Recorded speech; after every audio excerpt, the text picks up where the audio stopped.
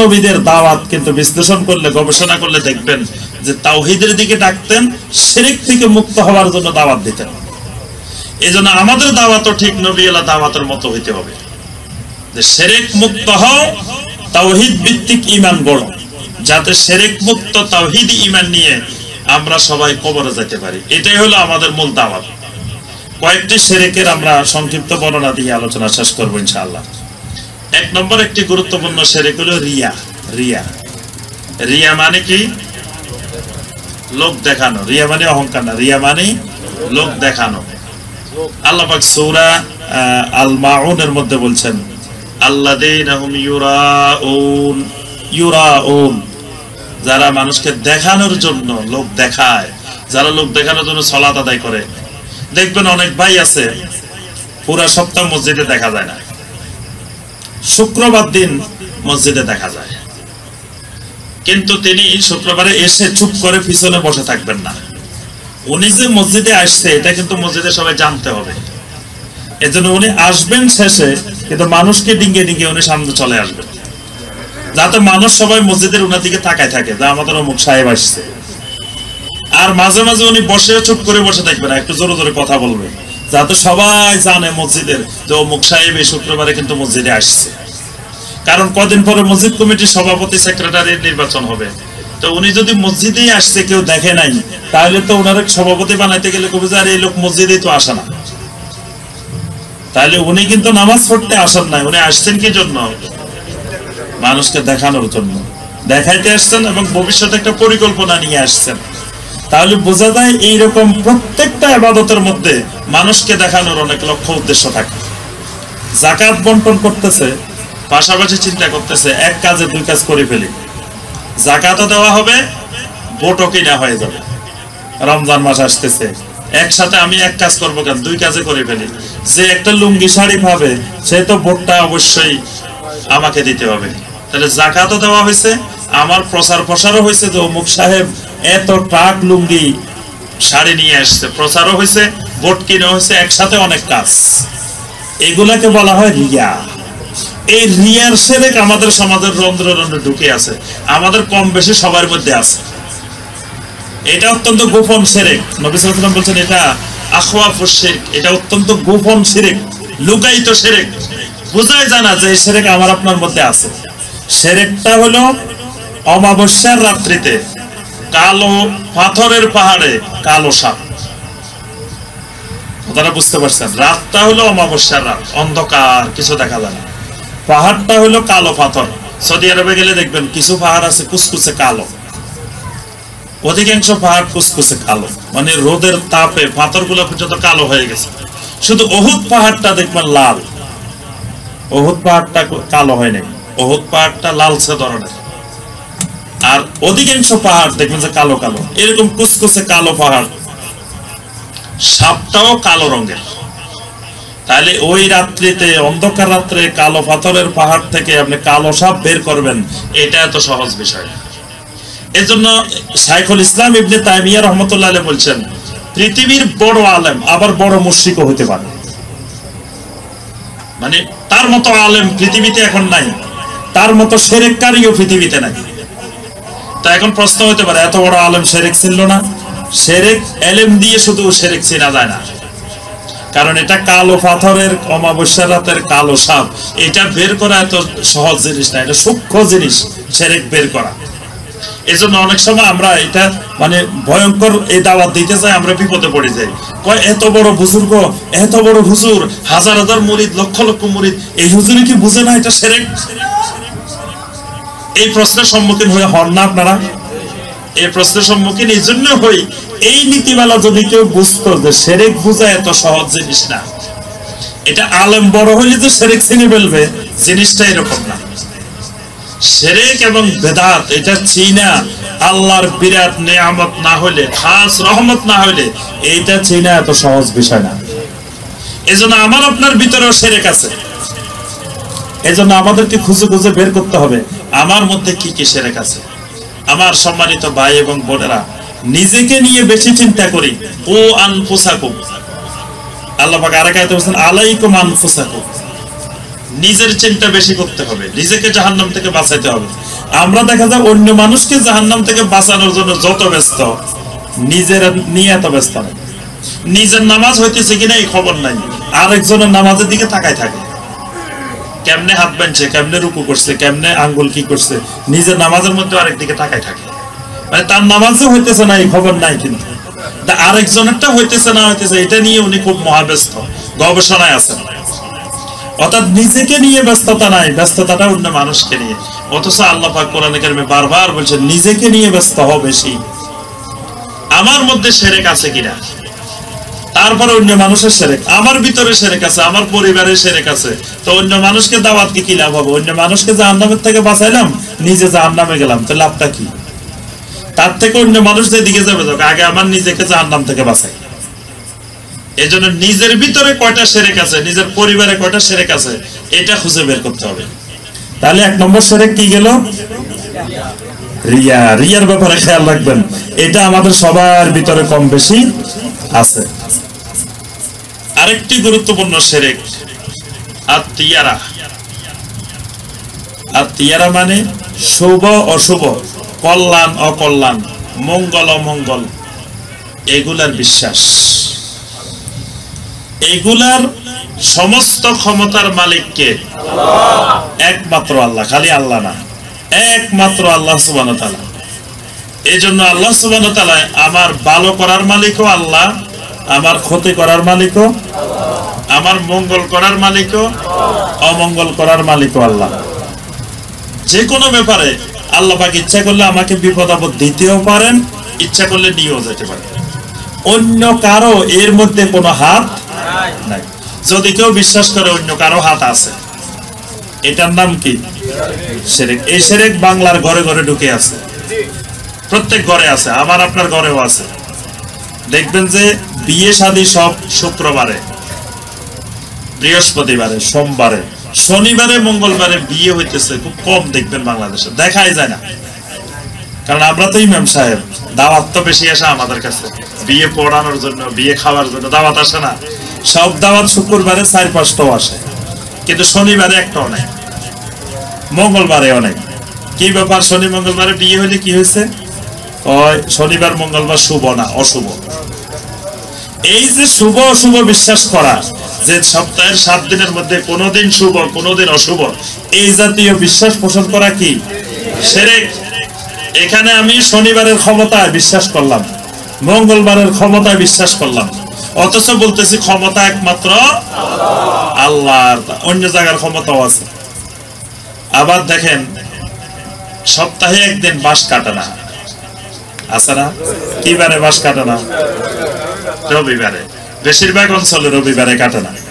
রবিবারে বাঁশ কাটলে অসুবিধাটা কি? কোথাও হাদিসে মানা আছে রবিবারে বাঁশ কাটিও না, তাহলে কাটে না কেন? এবং দেখবেন অনেক দিনদার বুজুর্গ মানুষ তাও রবিবারে বাঁশ কিনতে যান, হুজুরেও বাঁশ বিছানা। আমি দেখছি এলাকায় পরীক্ষা করে করে, যে সাধারণ মানুষ তো দূরের কথা, যারা আলেম, যারা বুঝে, যারা এরকম দিনদার মানুষ, এরাও রবিবারে বাঁশ বেচে না। কি হয়েছে ভাই, রবিবারে বাঁশ বিক্রি করলে অসুবিধা কি? রবিবারে বাঁশ বিক্রি করলে একবারে বাঁশ শেষ হয়ে যাবে।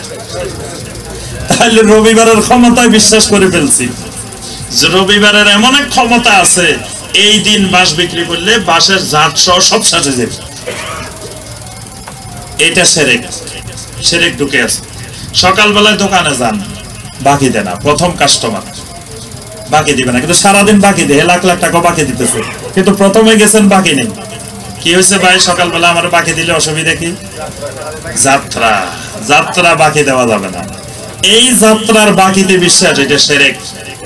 আকীদার মধ্যে, বিশ্বাসের মধ্যে শিরক ঢুকে আছে। সকালবেলা আমার বাকি দিলে পুরা দিন আর ব্যবসা বাণিজ্য হবে না। বিয়ে শাদীর মধ্যে মোহর ধরে, আমরা তাকায় থাকি, শুনে থাকি, 10,01,001 টাকা। কি ভাই 10 লক্ষ ধরলে অসুবিধা কি? আবার 1,001 টাকা লাগবে কেন? না, এটা সোজা সোজা ধরা যাবে না, এটারে হয় 1 টাকা বাড়াইতে হবে, না হয় 1 টাকা কমাইতে হইব।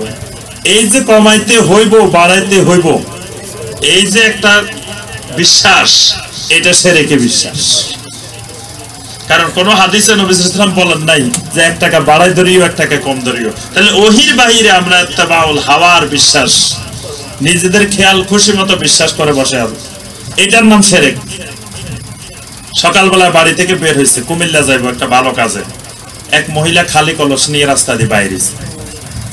ও আজকে একটা ভালো কাজে বাইরেছি, একেবারে যাত্রাটাই মাঠে গেছে, খালি কলস দেখে গেছে। আবার কিছু মানুষ আছে দাঁত যদি ফাঁকা হয় এগুলা দেখলে অলক্ষী লাগে। অনেক ধরনের মানুষ আছে সমাজে, কয় এগুলা দেখলে অলক্ষী লাগে। এই যে লক্ষ্মী অলক্ষীর বিশ্বাস, এটাকে মুসলমানের বিশ্বাস, শিরকের বিশ্বাস।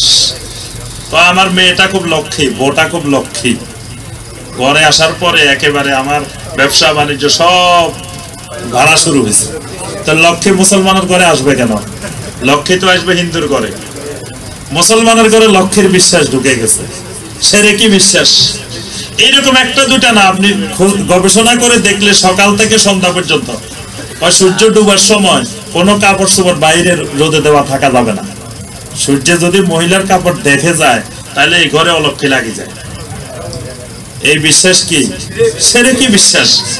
এইরকম দেখবেন আপনার পরিবারে, আমার পরিবারে রন্ধ্রে রন্ধ্রে এরকম বিশ্বাস শিরক ঢুকে আছে। বলে যে এটা হইলে কি মহাভারত অশুদ্ধ হয়ে যাবে নাকি? তো মহাভারত শুদ্ধ হইল কেমনে? মহাভারত কি শুদ্ধ? আমরা কি মহাভারতের উপর ঈমান আনি? কেন আনি না? এটার মধ্যে, এটা তো ওহী না, এটা তো অশুদ্ধ। একমাত্র কোরআন হলো শুদ্ধ এবং নবী সাল্লাল্লাহু আলাইহি ওয়াসাল্লামের হাদিস, সহিহ হাদিস হলো এটা শুদ্ধ। তা আমরা কই এটা কি মহাভারত অশুদ্ধ হয়ে যাবে নাকি? তাহলে মহাভারতের আমি শুদ্ধ বিশ্বাস করে নিলাম। শিরক ঢুকে আছে, কথার মধ্যে শিরক, বিশ্বাসে শিরক, আকীদায় শিরক, আগাগোড়া শিরকের মধ্যে ডুবে আছে। এইগুলোর ব্যাপারে কথা বলেন সমাজে, ওই ফিকহি মাসালা নিয়ে ঝগড়া করার দরকার নেই। এই ঘরে ঘরে এই শিরকের বিরুদ্ধে কথা বলেন যে ভাইয়েরা বোনেরা এই শিরক মুক্ত হন ঘরে ঘরে। আচ্ছা, 3 নম্বর শিরকে আসেন, আল কাহানা। কাহানা মানে গণক, গণনায় বিশ্বাস, ভাগ্য গণনায় বিশ্বাস। আমাদের দেশে দেখবেন ঘরে ঘরে ভাগ্য গণনায় বিশ্বাস করে। কেউ হাতের রেখা গণায়, হাতের রেখার কি অবস্থা। কেউ তোতা পাখি দিয়ে, ময়না পাখি দিয়ে বিশ্বাস গণায়।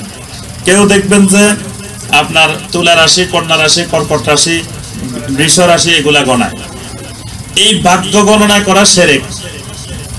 আল্লাহ রাসূল সাল্লাল্লাহু আলাইহি ওয়াসাল্লাম বলেন, কেউ যদি কোনো গণকের কাছে আসে জিজ্ঞাসা করে যে ভাই আমার হাতটা একটু দেখেন, আমার আগামী মাসে কি অবস্থা, তুলা রাশি দেখেন তো আগামী মাসে কি অবস্থা যাবে, এই বছরটা কেমনে যাবে, 40 দিন পর্যন্ত আল্লাহ পাক তার কোনো ইবাদত কবুল করবেন না।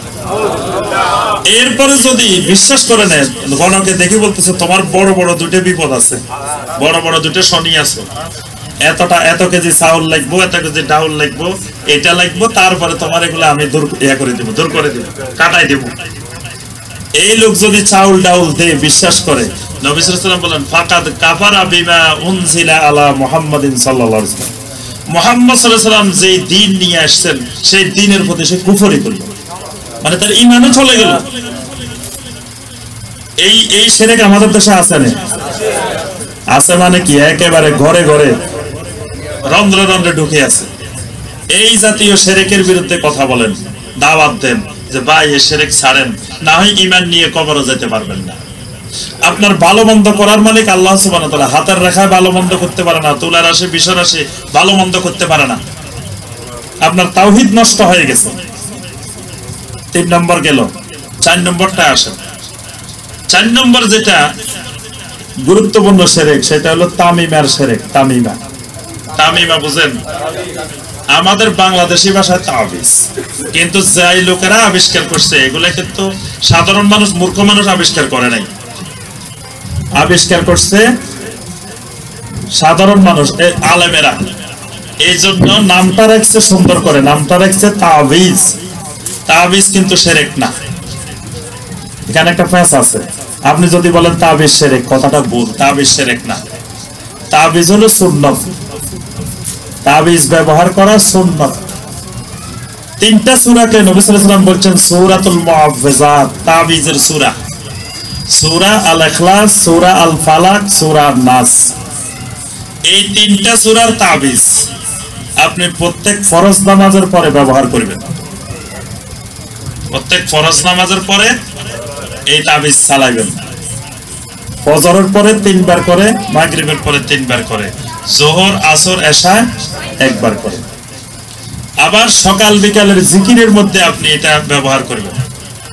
রাত্রে ঘুমানোর সময় 3 বার করে তেলাওয়াত করবেন, 3 বার পুরো শরীর ফু দিয়ে মাসে করবেন, মাথা থেকে পা পর্যন্ত।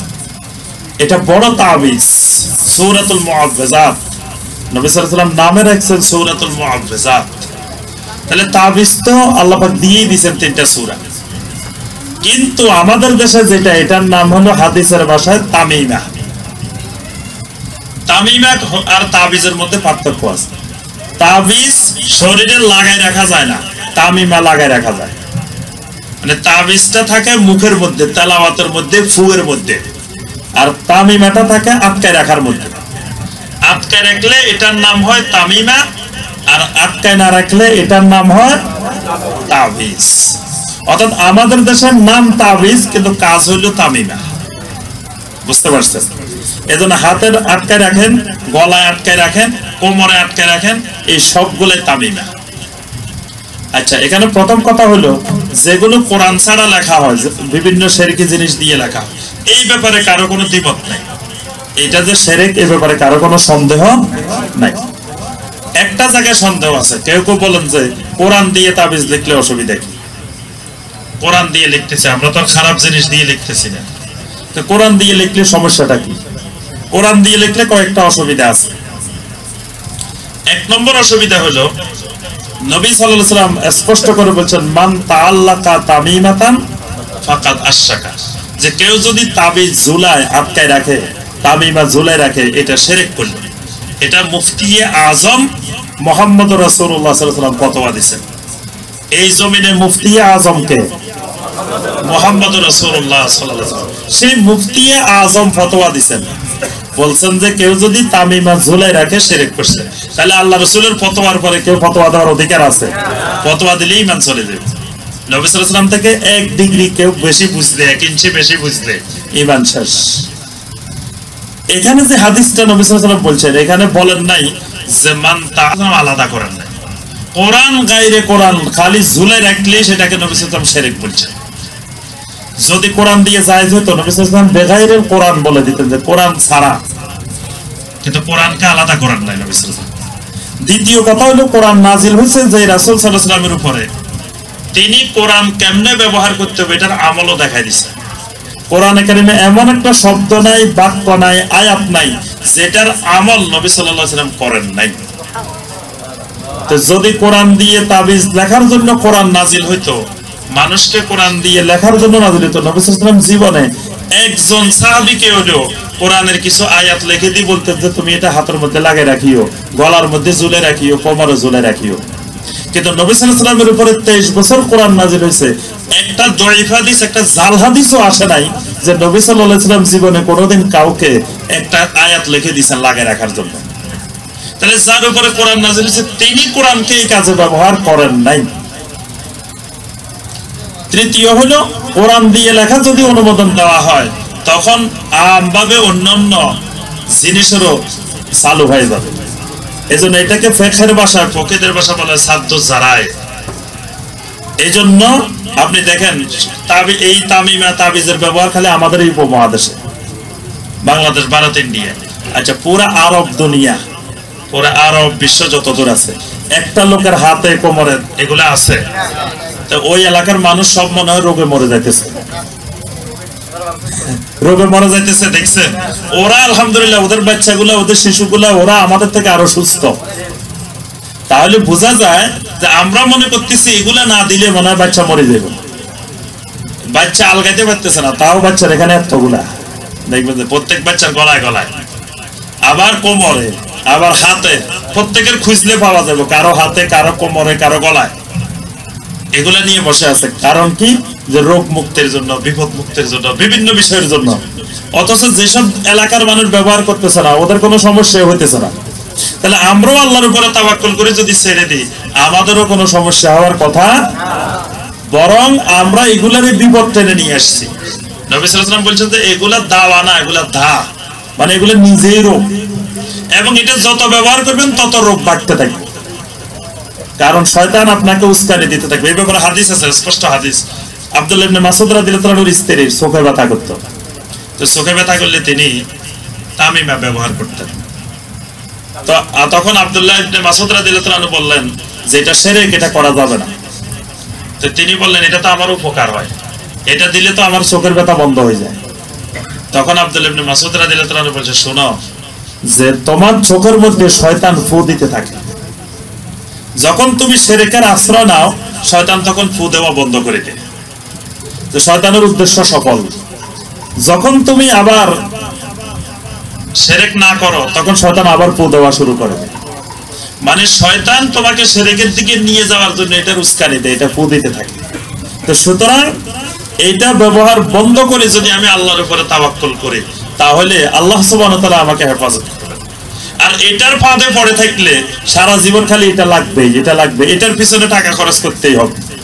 তাবিজ একটা শেষ হবে আরেকটা, একটা শেষ হবে আরেকটা। একদিন আমার কাছে একজন আসছে, বলতেছে যে হুজুর 30,000 টাকা দিয়ে একটা তাবিজ দিয়েছিলাম, তাবিজটা হারাই গেছে, এখন আমার ব্যবসা বাণিজ্য একেবারে শেষ হয়ে যাচ্ছে, আপনি আমার আরেকটা তাবিজ দেন।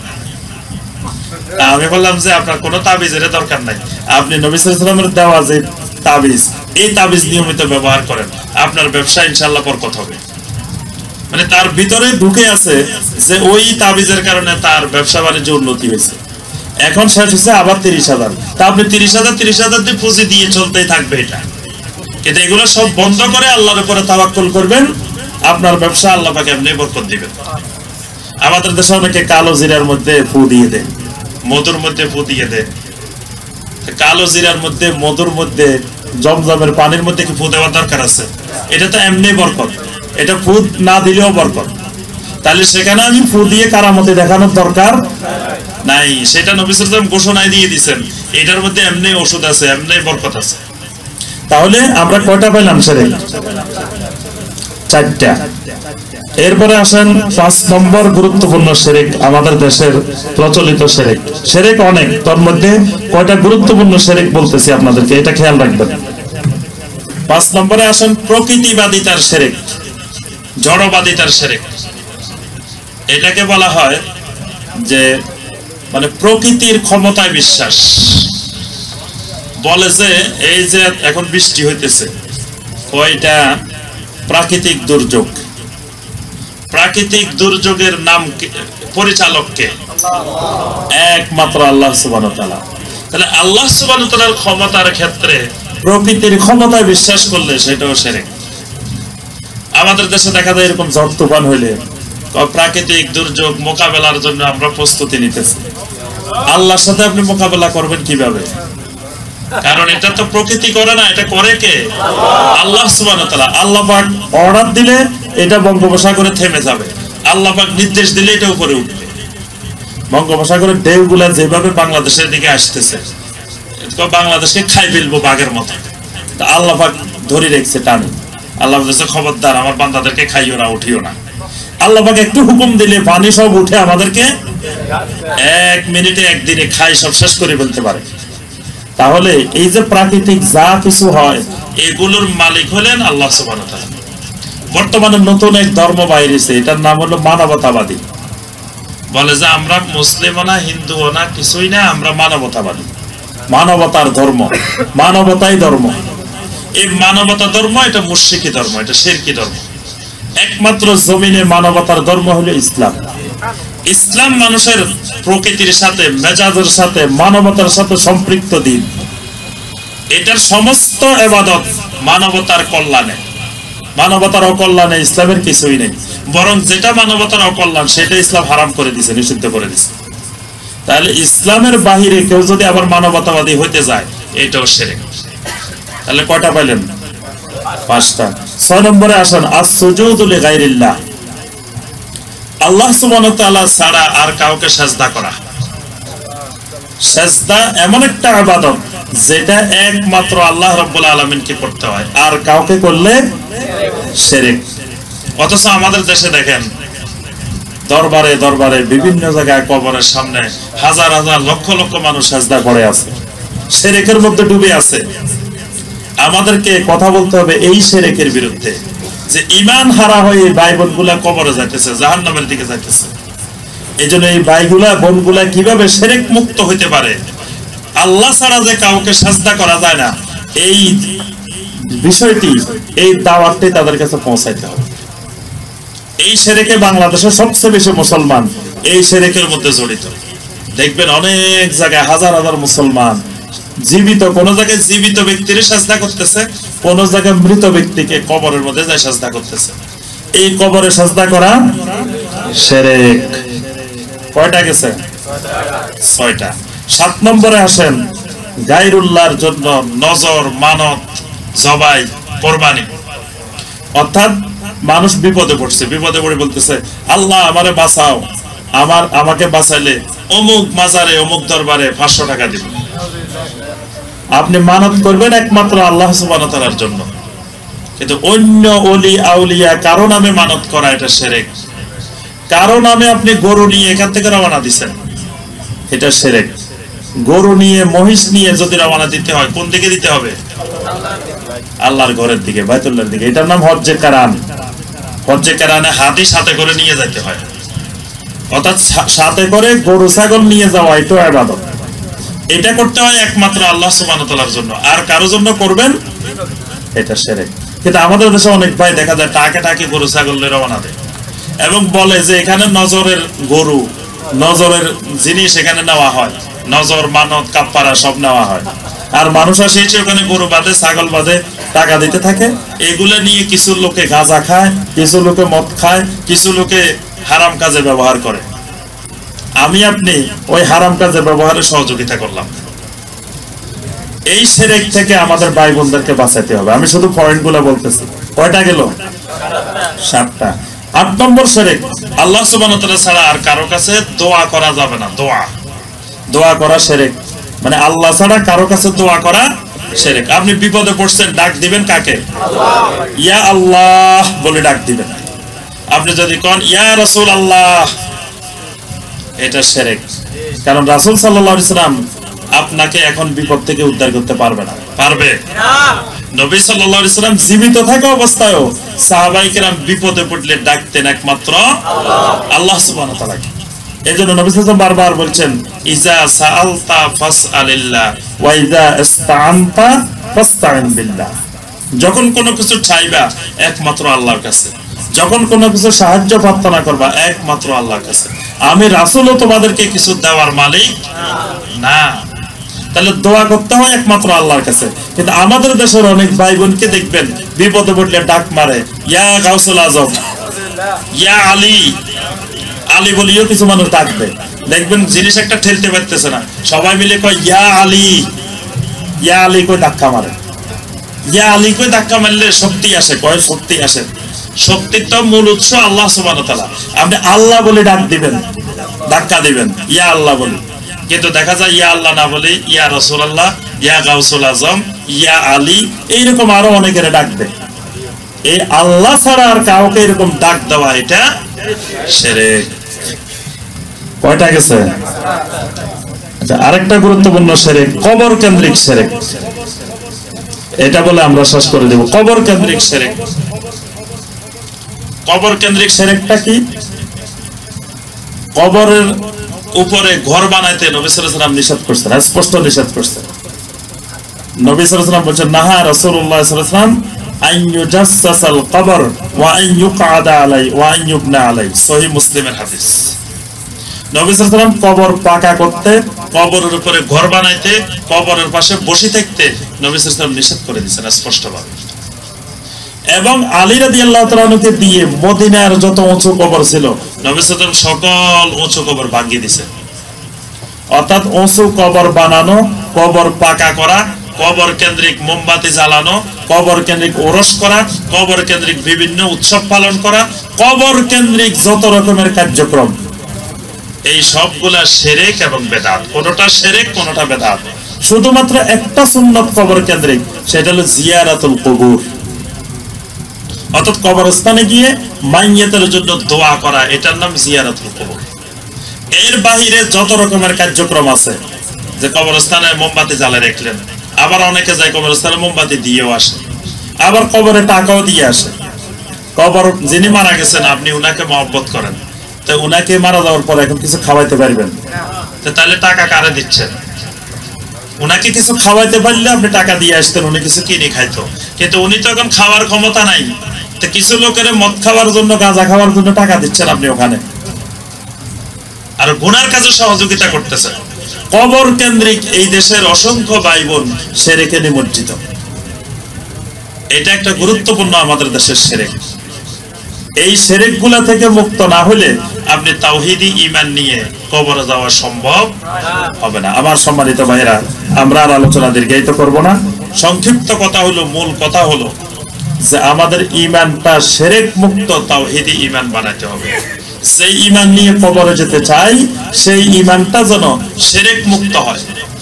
এই যে বড় বড় শিরক গুলা বললাম, এই শিরক গুলার বিরুদ্ধে কোরআন এবং হাদিসে অসংখ্য আয়াত আছে, অসংখ্য হাদিস আছে। এগুলো যে স্পষ্ট শিরক, এই ব্যাপারে কোনো দ্বিমত নাই।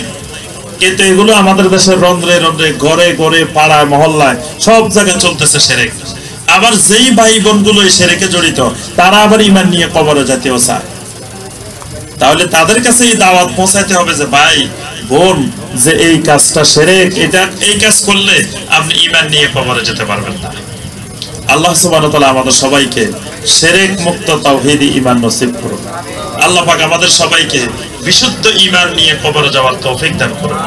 আল্লাহ সুবহানাহু ওয়া তাআলা আমাদের সকলের ঈমানকে বিশুদ্ধ তাওহীদি ঈমান বানিয়ে দিন। আমাদের পরিবার পরিজনকে জাহান্নামের আগুন থেকে বাঁচানোর আল্লাহ পাক তৌফিক দান করুন।